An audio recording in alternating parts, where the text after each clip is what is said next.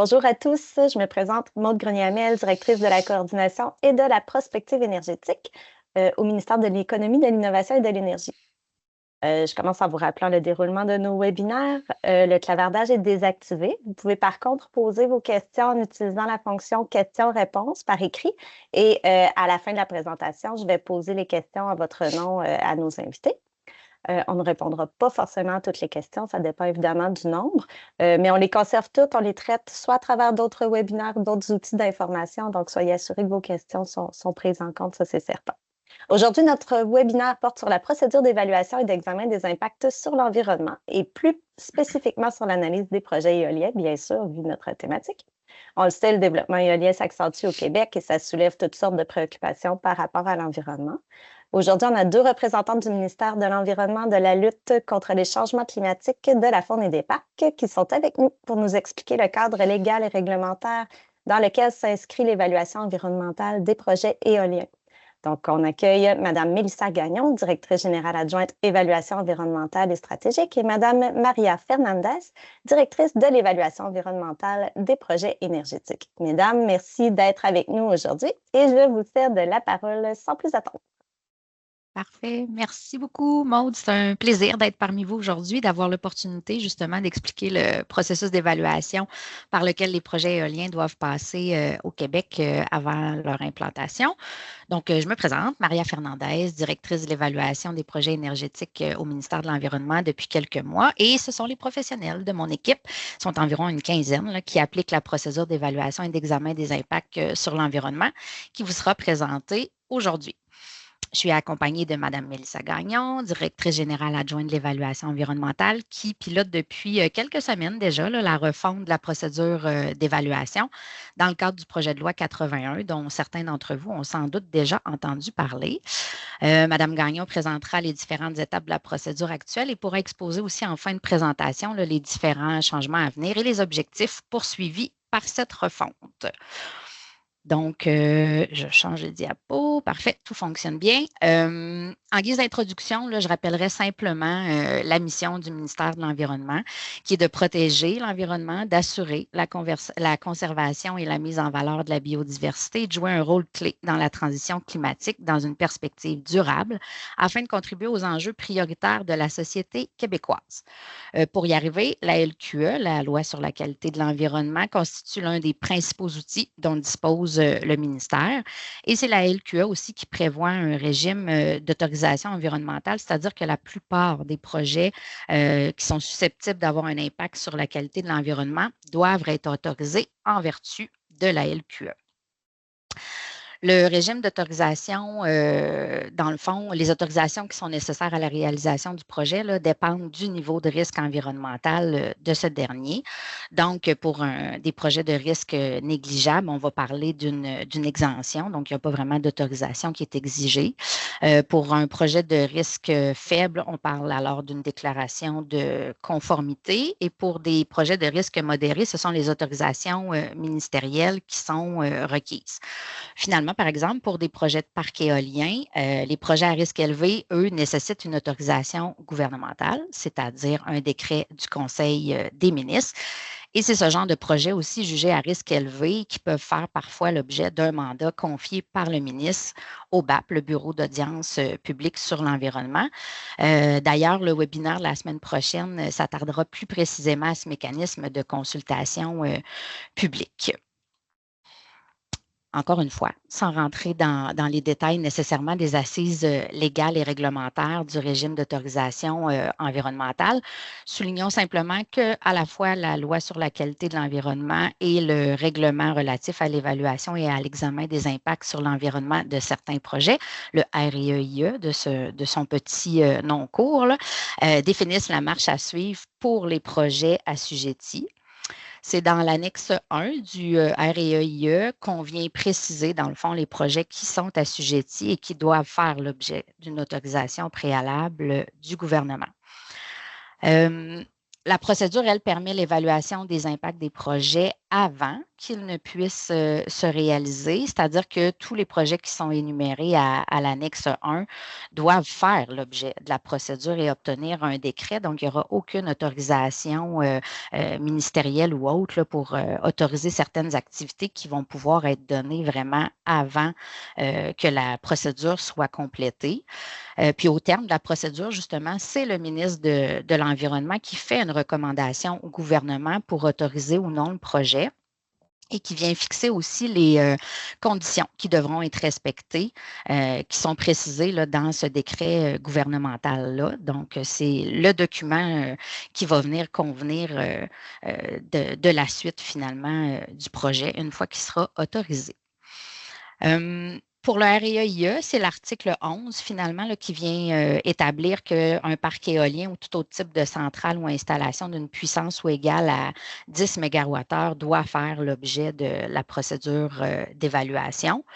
À titre de référence, pour la puissance unitaire d'éoliennes qui composent des parcs qui ont été récemment autorisés était à peu près de plus ou moins 6 MWh. Donc, c'est donc dire que la vaste majorité et même la totalité là, des projets de parcs éoliens sont assujettis à la procédure. Ce ne sont pas les seuls projets, là, évidemment, bien évidemment, qui sont dans le REAIE. Il y a aussi des projets de transport d'énergie ou de postes de transformation, la construction d'oléoducs, de gazoducs également, l'établissement ou l'agrandissement de mines ou de lieux d'enfouissement technique, des programmes de stabilisation de berges, la construction ou d'infrastructures routières importantes aussi sont autant de projets qui sont analysés par les équipes des évaluations environnementales du ministère dans d'autres directions de notre grande direction générale. Puisque c'est une procédure, une décision, c'est-à-dire qui est rendue par décret gouvernemental, on implique les ministères et organismes concernés. Donc, c'est le ministère de l'Environnement qui est responsable de l'application de la procédure et qui mène les consultations intra- et interministérielles, notamment pour bénéficier de leur expertise, mais aussi afin d'assurer une cohérence entre les différentes orientations gouvernementales, bien entendu. Les ministères et organismes sont consultés tout au long de la procédure à différents moments clés. Donc, on a certaines consultations qui se font en amont là, de la prise de décision du gouvernement. Donc, on parle à ce moment-là de l'analyse de la recevabilité de l'étude d'impact, puis de l'analyse de l'acceptabilité environnementale également. Mais on a d'autres consultations qui sont menées auprès des ministères et organismes concernés une fois le décret pris, donc au moment des demandes d'autorisation ministérielle. Donc, à ce compte-là, c'est pour venir approuver la réalisation d'activités du projet. On peut penser là, pour les parcs éoliens, par exemple, le déboisement, l'aménagement des chemins, toutes les activités pour les fondations des éoliennes. Donc, ça, on reconsulte à nouveau sur un niveau d'information un peu plus précis. Et on reconsulte aussi pour des rapports de suivi. Donc, dans le décret, effectivement, il y a des différents suivis qui peuvent être demandés. On pense, par exemple, au suivi du climat sonore, ça peut être le suivi sur la faune avienne ou les chauves-souris, ou suivi de l'état des cultures. Donc, il y a des moments qui peuvent être prévus au décret auxquels les initiateurs doivent déposer ces suivis-là. Et nous, on fait des analyses pour s'assurer que les conditions qui étaient prises au décret sont bel et bien respectées. Avant vraiment de passer à la présentation du schéma où vous allez voir chacune des étapes de la procédure, dans les encadrés suivants, on présente différents enjeux environnementaux et sociaux qui sont souvent soulevés lors de l'analyse des projets dans la procédure d'évaluation. Pour les projets éoliens, c'est sûr que tout ce qui est les questions d'espèces fauniques ou floristiques et leur habitat, les milieux humides et hydriques aussi, sont toujours présents, tout comme la question du climat sonore et du paysage. Donc, c'est des enjeux qui sont considérés dans les analyses que le ministère de l'Environnement réalise avec les ministères et organismes partenaires. C'est certain que la localisation d'un projet peut aussi influencer le poids que vont prendre certains enjeux. On peut penser, par exemple, à l'implantation d'éoliennes dans des champs agricoles ou à proximité, par exemple, d'endroits touristiques ou de villégiature. C'est sûr que dans ce temps-là, c'est susceptible d'exacerber les enjeux associés à l'utilisation du territoire ou des terres agricoles ou à l'impact sur le paysage, là, par exemple. C'est sûr que c'est des enjeux qui sont au cœur des préoccupations citoyennes. Mais en appliquant la procédure, ça peut permettre de limiter aussi certains impacts liés à ces enjeux-là, notamment, comme on le disait, par des conditions qui vont être prévues dans la décision gouvernementale. Donc, pour favoriser le maintien de la biodiversité, par exemple, ça peut être des suivis de la mortalité de la faune aviaine et des chauves-souris qui vont être demandés, mais surtout des mesures d'atténuation pour réduire les impacts sur ces espèces. Pour les milieux humides et hydriques, c'est sûr que le ministère de l'Environnement aussi doit s'assurer que l'initiateur a conçu son projet de manière à les éviter.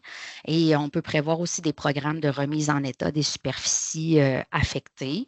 Quand on pense au maintien de la qualité de vie, il y a toute la question du climat sonore aussi qui fait souvent l'objet de conditions, autant en phase de construction, de démantèlement, mais aussi durant, bien sûr, l'exploitation, la phase d'exploitation des parcs éoliens. Donc, il y a des normes à respecter durant ces différentes phases-là. Et on fait des vérifications là, pour s'assurer que les normes soient respectées. Même chose comme pour l'impact sur le paysage. On peut demander, là, ou en tout cas encourager, je vais le dire comme ça, que le choix des emplacements de certaines éoliennes soit de moindre impact là, sur des points de vue d'intérêt, par exemple. Donc, c'est de la façon dont les enjeux sont considérés et adressés par les équipes dans le cadre de la procédure.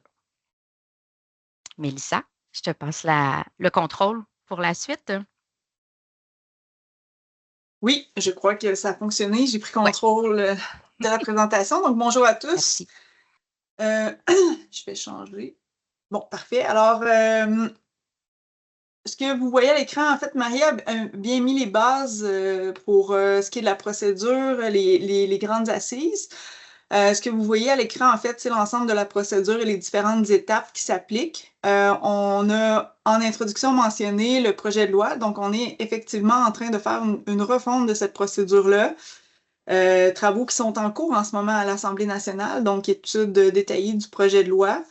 Mais on a jugé bon quand même de vous présenter, là, donc dans les prochaines diapos, je vais quand même vous donner vous faire un petit, petite présentation de ce qui s'en vient possiblement là, advenant l'adoption du projet de loi.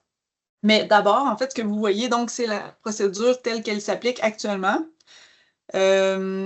Donc, pour initier la procédure, l'initiateur doit déposer l'avis de projet.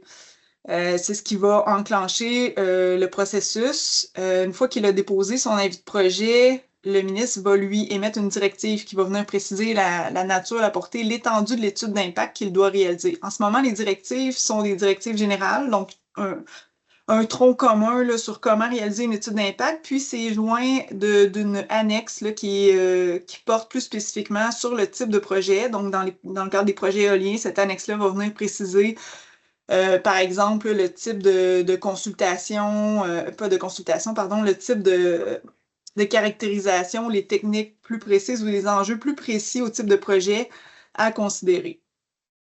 Il y a une première consultation officielle qui est faite là, en ce moment dans la procédure, une fois que la directive est transmise. Donc, on va aller consulter le public sur les enjeux que l'étude d'impact devrait aborder.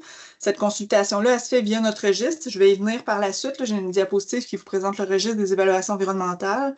Donc, en ce moment, c'est le ministère qui fait cette première consultation-là. C'est sûr que dans les faits, l'initiateur a lui-même la responsabilité de faire ces consultations en amont.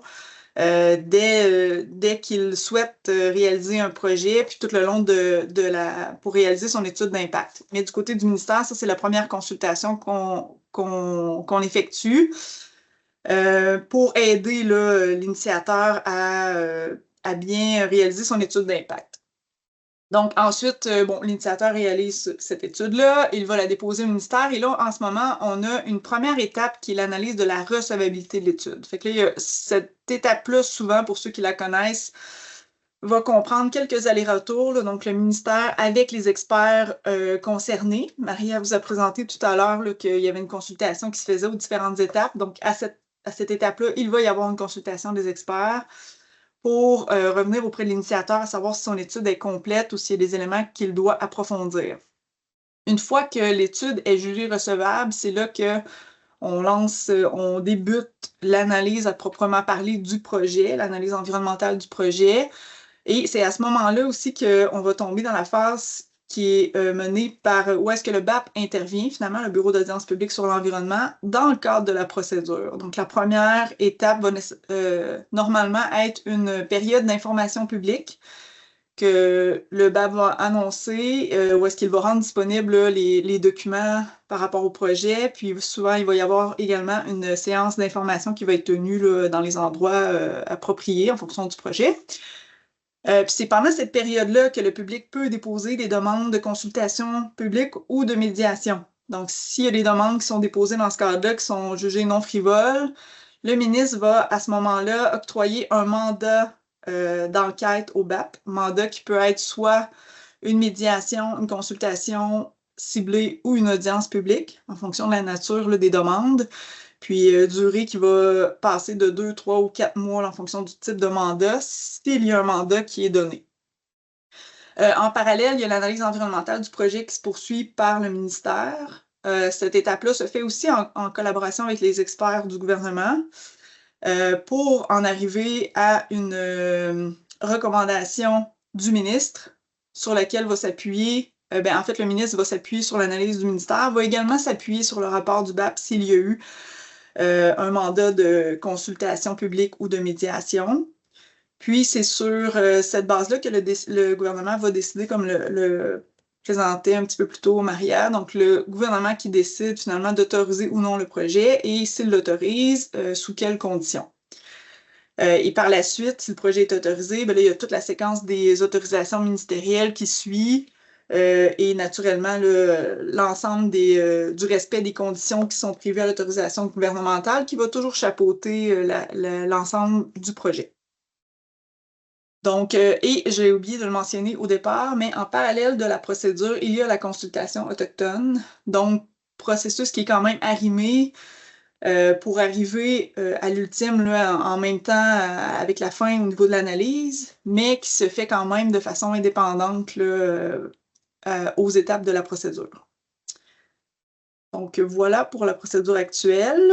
Je vous ai mentionné le registre tout à l'heure. Donc, là, vous voyez une image de la page d'accueil du registre. Élément important à savoir, là, vous pouvez vous inscrire à une alerte courriel. Donc, aussitôt qu'il y a un nouveau projet qui est déposé, vous allez recevoir une alerte. Et quand vous allez dans les projets plus spécifiquement, vous pouvez aussi vous inscrire uniquement pour un seul projet. Et là, vous allez recevoir vous allez recevoir une notification lorsqu'il y aura des nouveaux documents déposés dans le cadre de ce projet-là spécifiquement. Donc, puis, il y a différents outils de recherche aussi. Là, je ne peux pas cliquer sur les liens parce que ce n'est qu'une image, mais si vous allez sur le site, vous allez pouvoir voir un peu là, la capacité de cet outil-là. Il y a, entre autres, une carte sur laquelle on voit l'ensemble des projets qui sont à l'étude. On peut aussi voir les projets qui sont en consultation publique. Donc, différents outils de recherche là, qui vous permettent de voir les projets qui cheminent dans le cadre de la procédure d'évaluation environnementale. Vous avez même aussi les projets qui sont dans les procédures nordiques là, qui peuvent se retrouver sur ce registre-ci. Donc, je vais reprendre mon souffle, je parle un petit peu rapidement. On n'a pas beaucoup de temps pour beaucoup de contenu quand même. Là, je bascule rapidement vers le projet de loi. Donc, comme je le disais tout à l'heure, projet de loi qui est encore à l'étude à l'Assemblée nationale. Donc, on vous donne un aperçu de ce qui pourrait s'en venir, mais naturellement, tout ça reste encore à être adopté là, pour prendre place. On l'a mentionné, la procédure d'évaluation environnementale, c'est un outil de développement durable qui, en tout cas pour nous, est essentiel au Québec. Ça permet de s'assurer que les projets de développement sont développés de façon harmonieuse pour s'insérer dans le milieu, qui sont aussi acceptables au niveau environnemental, au niveau social. Par contre, c'était quand même nécessaire que cette procédure-là puisse évoluer avec la pratique, avec la réalité en fait qui évolue aussi, pour demeurer pertinente dans ce contexte-là. Donc, les principales modifications qui sont apportées à la procédure visent à la rendre peut-être plus efficiente, tout en gardant le même niveau de rigueur. En fait, on voulait vraiment s'assurer que les énergies qui étaient mises permettaient à la procédure de faire le travail pour lequel elle existe. Donc, vraiment aller chercher les retombées, puis que toutes les énergies investies par toutes les parties prenantes. Là, vous l'avez vu tout à l'heure, il y a quand même beaucoup de parties impliquées dans ce processus-là, qui, somme toute, est quand même énergivore. Donc, c'est important pour nous de s'assurer que toute cette énergie-là permet d'aller chercher les retombées et qu'elle soit investie au bon moment, de la bonne façon. L'ensemble des modifications qui sont proposées à la procédure sont proposées dans cet objectif-là. Donc, un des éléments qu'on vient modifier, puis je vais avoir une image là, qui va représenter l'ensemble de l'œuvre juste après, mais on fait intervenir le BAP plus rapidement dans le processus pour avoir aller chercher davantage les préoccupations du côté du public. On veut aussi avoir des directives d'études d'impact qui sont spécifiques à chaque projet. Donc, plutôt que d'avoir des directives types, comme je l'ai mentionné tout à l'heure, on aurait des directives qui sont propres au projet, mais aussi à son milieu. Ensuite, on veut retirer l'étape de l'analyse de la recevabilité. Je vais y revenir avec le schéma pour débuter plutôt l'évaluation environnementale du projet. Puis, ça nous permet d'avoir une analyse en un seul bloc. Donc, voici une image. Puis, par ailleurs, vous pouvez avoir accès à des documents là, qui sont sur le site web du ministère qui permettent de revoir ces informations-là et de bien comprendre ce qui est proposé.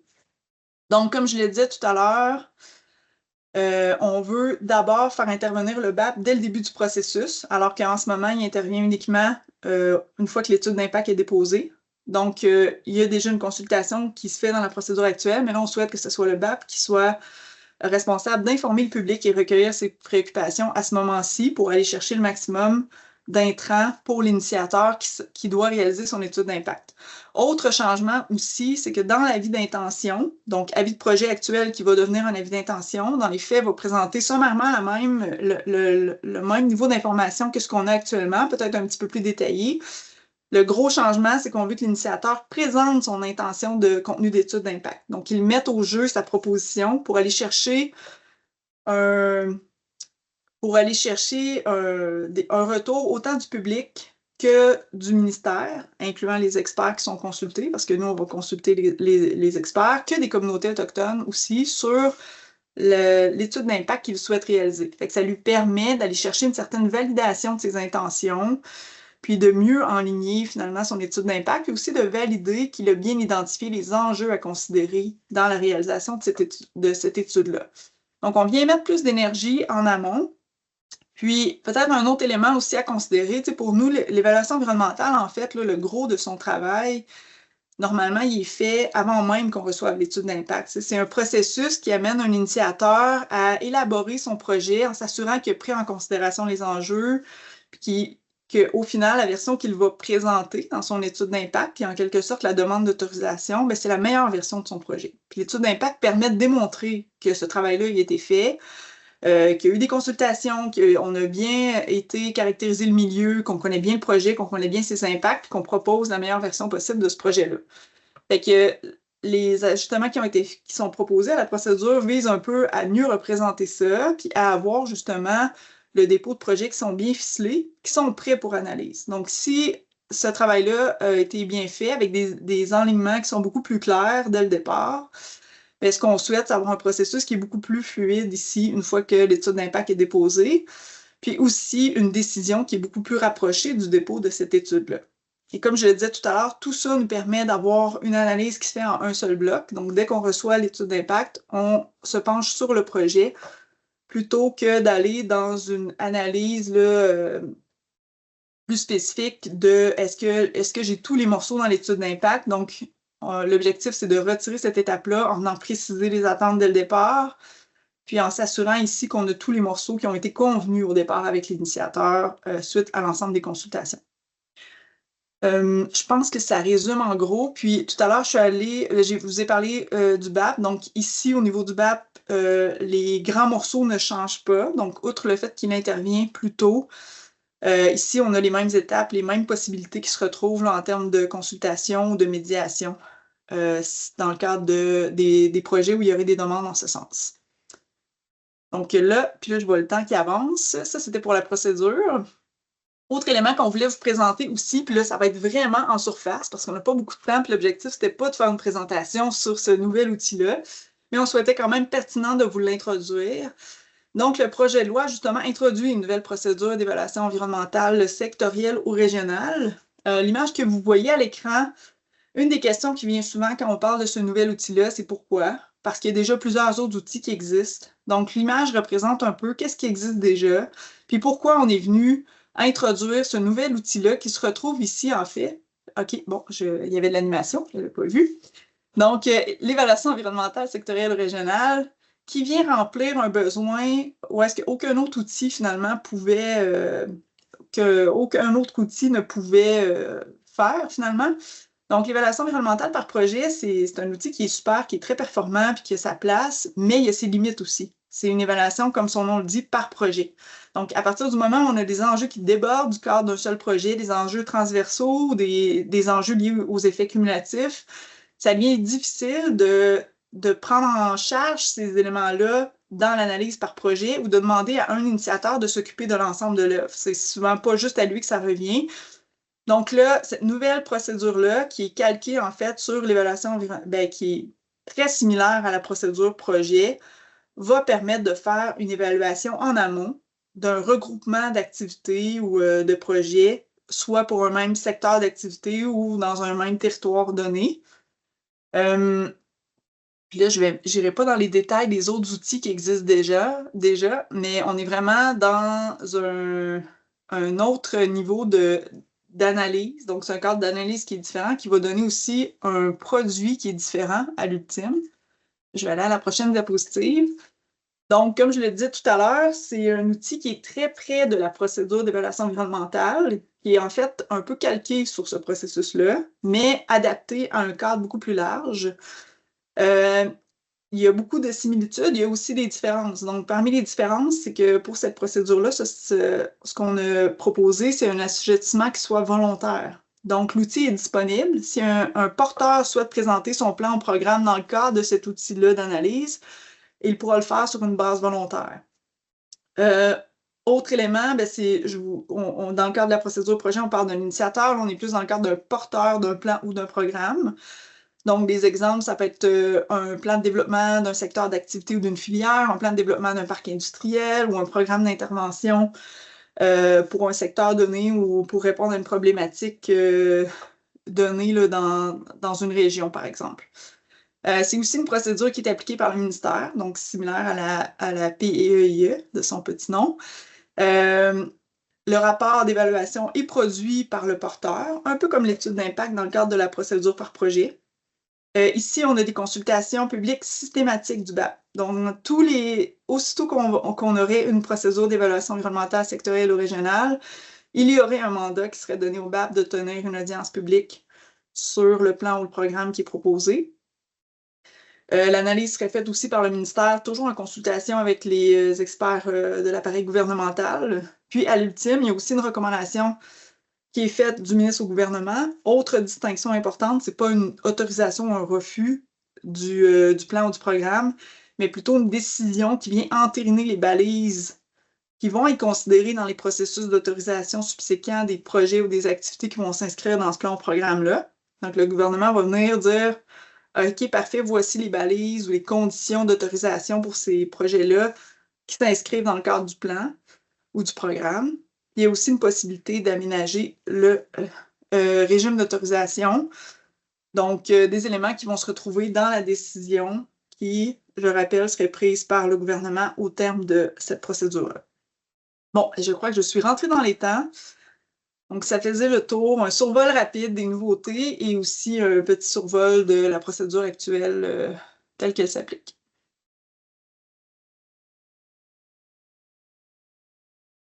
Merci beaucoup. Alors, on va commencer à prendre les questions qui nous ont été adressées dans le question-réponse. Je vous rappelle qu'il est toujours temps de les inscrire. Si on n'y répond pas ce matin, on va y répondre autrement, je le rappelle. Donc, la première question qu'on a reçue, on nous demande à quelle fréquence y a-t-il un suivi des demandes ministérielles suite à l'acceptation d'un projet éolien, comme sur les chauves-souris ou les autres oiseaux, par exemple? La fréquence est variable, mais souvent, ça va être en 1, 3, 5, 10, puis ça peut être modifié aussi en fonction des résultats là, de ces suivis-là. Donc, on peut soit renforcer ou alléger là, les demandes qui sont faites. Et deuxième question, concernant certains cours d'eau transfrontaliers et des projets éoliens près des frontières, les promoteurs doivent-ils tenir compte du cadre réglementaire d'une autre province dans leur évaluation d'impact? Par exemple, interdiction d'altérer le débit d'eau d'un cours d'eau transfrontalier, mais il n'y a pas de réglementation québécoise, il y en a dans l'autre juridiction. Quelles sont les obligations? Qu'est-ce qui est considéré? Je peux peut-être commencer, Mélissa, où veux-tu y aller, puis je compléterai? Ben, je peux faire un premier bout, Ouais. puis OK. dans le fond, c'est un peu le même principe, là. Quand on est au Québec, à partir du moment où on fait une activité qui déclenche un besoin d'obtenir une autorisation, ben là, il faut se conformer et aller chercher une autorisation. Quand on a un projet au Québec qui est susceptible d'avoir des impacts transfrontaliers, si on est dans le cadre de la procédure, nous, on va quand même questionner ces éléments-là, puis on va voir s'il y a des arrimages. Il y a certains aussi, certaines juridictions avec qui on a des ententes là, de partage d'informations, tout ça, mais à l'ultime, c'est vraiment l'initiateur de s'assurer que s'il y a des impacts qui dépassent une frontière, puis que là, ça implique qu'il doit respecter des normes ou des règles pour cette juridiction-là, ou qu'il doit se prévaloir d'autorisation ou autre, ben là, c'est sûr que ça lui revient quand même. Mais au niveau du Québec, on va quand même s'assurer que on s'assure que le projet est acceptable, puis qu'il y a, bon, il y a tous les éléments applicables par la suite, mais on va quand même questionner pour réduire à la source. Surtout, on est au Québec, puis on peut avoir des effets transfrontaliers, mais ça reste que, à l'ultime, l'objectif, c'est de s'assurer que les impacts sont réduits au maximum, que les mesures sont mises en place pour minimiser ces impacts-là, les suivre, les atténuer, les compenser. Donc, on travaille quand même sur les impacts à la source. Donc, en théorie, ça devrait aussi faire le travail pour ce qui est un peu plus loin et qui peut être en dehors des frontières du Québec. Mais c'est ça, ça reste quand même à l'initiateur de s'assurer que s'il y a des responsabilités par rapport à ces juridictions-là, ben, il les assume aussi. Parfait. Question 3. Est-ce que l'évaluation tient compte des effets cumulatifs des projets éoliens qui s'ajoutent aux autres projets industriels sur un même territoire? Je peux y aller aussi, Maria, si tu veux, là. C'est une très bonne question.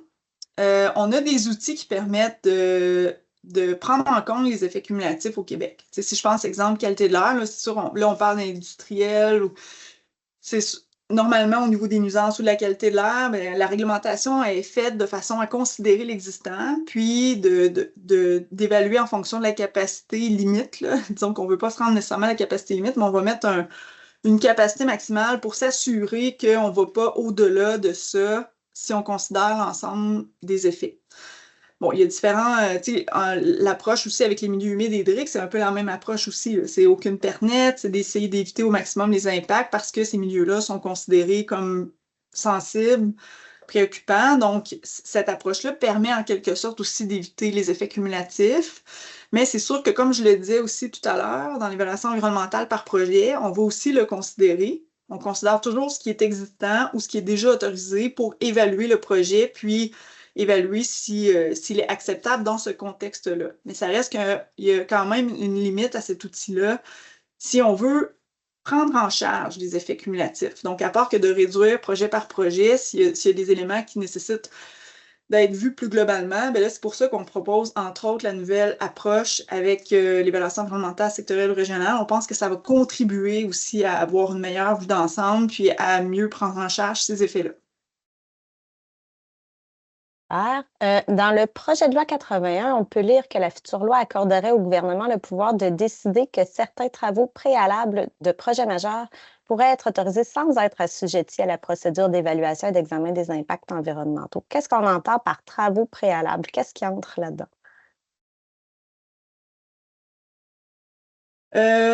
C'est une bonne question. Là. En fait, il y a quand même une bonne complexité avec cette nouvelle disposition-là qui est proposée par le projet de loi. faut comprendre que c'est un pouvoir exceptionnel du gouvernement là, qui est ajouté, qui serait ajouté dans le cadre législatif là, pour permettre la réalisation de certains travaux préalables qui sont prévus dans le cadre d'un projet qui est assujetti. Donc, c'est pas un désassujettissement en tant que tel, c'est vraiment une permission que le gouvernement va donner à l'initiateur d'aller chercher ces autorisations ministérielles pour ces travaux-là, puis que ces travaux-là puissent débuter en parallèle de la procédure, mais ça vient avec plusieurs conditions qui doivent être rencontrées, puis l'ensemble des conditions doivent être rencontrées. Puis on parle surtout de travaux qui sont, ben, en fait, dans les conditions, là, il y en a plusieurs. Il faut que ce soit un ministère d'abord ou Hydro-Québec. Il faut que ce soit un projet qui s'inscrive dans le contexte des objectifs du Québec là, en matière de lutte au changement climatique ou de transition énergétique. Il ne faut pas que ce soit des travaux qui soient assujettis en eux-mêmes à la procédure, sinon c'est pas possible de l'appliquer. Il y a aussi la notion de temps. Cette notion-là est importante pour comprendre de quel type de travaux on parle. Fait qu'on doit être vraiment dans un contexte où, en fait, tout le contexte que j'ai mentionné précédemment, on est dans une urgence, en quelque sorte, là, que le projet se réalise dans le contexte de lutte au changement climatique ou de transition énergétique. Et là, il y a des travaux préalables qui nécessitent en eux-mêmes quand même beaucoup de temps à réaliser, puis que s'ils ne peuvent pas débuter avant, ben, ça impliquerait des délais quand même considérables dans la livraison du projet s'il est autorisé. Puis avec tout ça, ça vient aussi avec des garanties. Donc, la disposition prévoit là, qu'il y a des garanties advenant que le projet ne se réaliserait pas, donc de remise en état, notamment là, de ces travaux-là. Puis, il faut aussi comprendre que ces travaux-là demeurent assujettis à une autorisation ministérielle, fait que le ministre devrait les autoriser en parallèle. S'il peut les autoriser, là, donc il n'est pas obligé de les autoriser, mais il serait soumis, ces travaux-là seraient soumis finalement à une demande d'autorisation ministérielle, devrait être autorisé là, pour pouvoir aller de l'avant. Là, j'ai donné beaucoup d'infos. Comme je l'ai dit, c'est une nouvelle disposition qui est somme toute assez complexe, là, mais il y a quand même beaucoup d'éléments là, pour comprendre qu'est-ce qui peut rentrer là, dans cette possibilité-là qui se veut quand même un pouvoir d'exception, rappelons-le. C'est super intéressant. On aurait eu encore vraiment plusieurs questions très pertinentes, mais on va devoir cesser. Les minutes sont écoulées. Je vous remercie, Mélissa, Maria, de votre présence. C'est très apprécié. Le prochain webinaire aura lieu mardi prochain sur un thème assez complémentaire, c'est-à-dire le bureau d'audience publique sur l'environnement, donc dans le cadre de l'évaluation des projets éoliens. Que fait le BAP? Quel est son rôle? Donc, ça vient un peu complémenter la présentation d'aujourd'hui. Donc, je le rappelle, c'est le 22 avril, même heure, 11h30. Et sur ça, je vous souhaite merci à tous de votre présence et une excellente journée.